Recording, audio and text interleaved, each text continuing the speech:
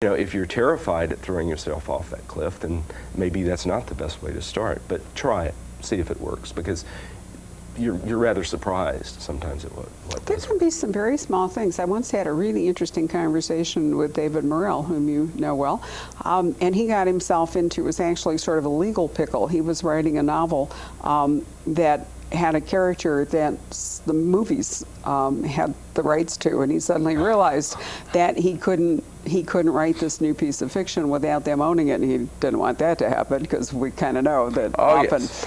Yes, the film people butcher it up. So what was he to do? And the answer was to change the name of the character. But he said, that seemed easy. You know, we now have global search and replace. How hard is it?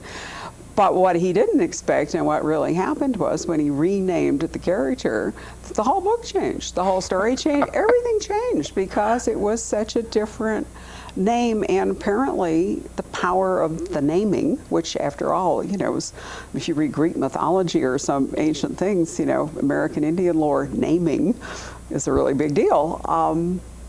It changed the whole book. So he now recommends to his students, if they get stuck, that they just go through it, rename the cast, and see what happens. Names can be tough, and names can be very important, as we know from Dickens and all of those wonderful Victorian novelists. Names tend to come to me very quickly, but when I was writing Cypress Grove, I did have problems. I couldn't find the name for the character. I kept trying different names, the little brackets with a question mark inside, and it just was not working, and I was still writing along and writing along and writing along, and I knew this was a person who was going to have one name, and the name needed to be important, and I just couldn't get it. I kept kind of reaching out and, you know, just getting clouds and gauze and cotton. And the book it's so obvious that how I missed it, I don't know, but the book is about a person who undergoes rather massive transformations in his life. That's the whole idea of it. So Karen, my wife, was reading an early section, I don't know how much of it there was, and she said, "Turner."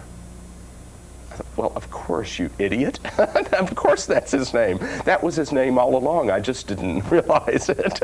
Well, that's that taking dictation school of writing, but, you know, God is up there, and we only have to listen. But interesting, why do you say that it needed to be a single name rather than James Turner? I actually do give his name away finally in the second book, but it's so quickly most people won't notice it.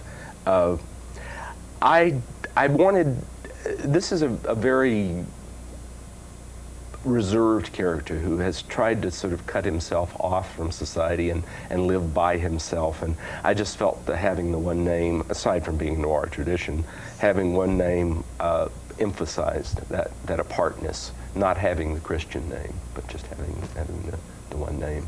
Okay, so that's all, and again, just intuitively. And I never intended, in fact, I got the question, are you going to tell us what his first name is? And I kept saying no. But as I was writing Cripple Creek, the sequel, I was almost at the end of the novel writing the most charged scene in the novel, and I realized that the perfect thing now would be to let one character use his first name for the first time, and it just had to. It had to be. I had no choice in the matter. The character said it, and that was it. Isn't that, you know, I think Colin Dexter made incredible mileage for I don't know how many books out of Morse, and never did. I don't know if you ever read Dexter, but it was in the, I believe, penultimate Morse, and he finally revealed the name.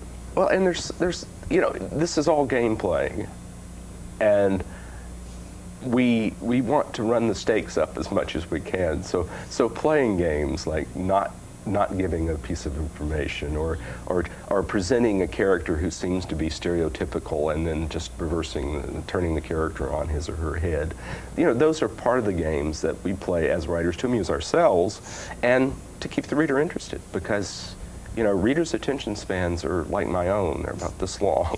Like a flea. So you really have to work at it, and you have to retain your own interest and smile as you're writing.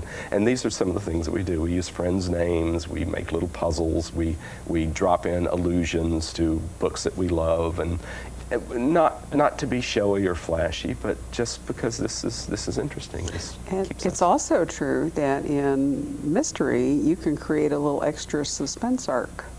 I think that was actually part of what was going on with Dexter, was that he could, his publisher really got me. It's one of my favorite moments in crime fiction, is that they sent out the advanced reading copies, the stuff that I read, because I never read finished books. I mean, it's way too late by the time I get the finished book. I'm somewhere 3-4 months ahead. They sent it out and they left it out.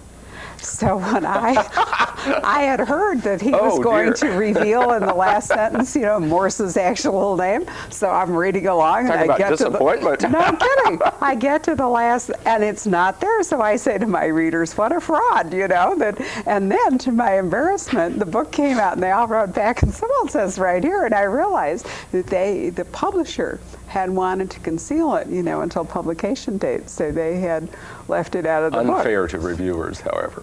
I thought they could have at least put a note in and said, name goes here or something. Scribble on those little form sheets they send us. Just to let us know. Well, anyway, the power of names, I think, is really important. But back to where I was. We've talked about you are a poet, and we know you're a musician. You have done a very distinguished biography of Chester Himes. You're actually the only writer I currently know, I think, personally, who has had a full-page review in the London Times and then a full-page review in the New York Times. And they were all good. Well, I don't think that the Times wastes a lot of newsprint, on just knocking a book. I thought both of them were fabulous reviews. Is Chester Himes the only subject you have written, you have done a biography? Yeah, as you know, I wrote a small book called Difficult Lives, which deals with sort of paperback original novels, Jim Thompson, David Goodis, and Chester Himes. I have looked at other possible subjects, but I've not found anything that engaged me sufficiently in which a publisher was also interested. We talked for a bit about my doing a Poe biography, but there's so many Poe biographies there really out are. there. I just feel such an affinity for the man.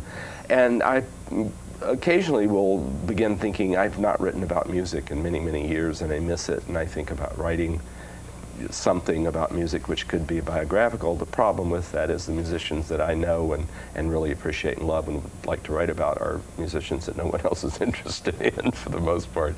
So I don't know if there will ever be another biography. The Himes was something I wanted to do for many years, and I just couldn't. It was floating down the stream, and it just never snagged anywhere until I got the offer from Canongate. So I enjoyed it. It's immensely hard work. I feel about it much as I feel about my translating. When I did the translation of Cano Sanglengua, and I said I could have written 6 of my own novels in the time it took me to do that translation.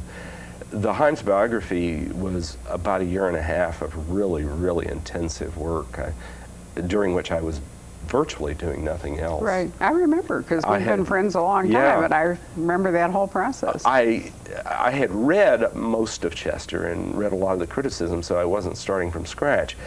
But and even though the biography is written rather narratively, it's not just chronologic, it goes in and out and does a lot of different sort of plays on things and has quite a bit of criticism. It's a whole different way of thinking and working, and for me was rather difficult. I remember writing to a friend when I was engaged in it and saying that, whereas writing my novels was like building a little tree house. You climb up in the tree and it's sunny and bright and there's a nice breeze blowing, you nail up a few planks and you're done, and this is great. Whereas writing the biography was more like redoing my bathroom. The pipes stink and the tiles are all broken and none of the little fittings that you got at the hardware store actually fit what they're supposed to. It was hard, slogging work, but I am very, very pleased with the book, and I'm very, very pleased that I got to say everything I wanted to say about Chester Himes, and I was obviously very gratified at the reviews and the critical reception.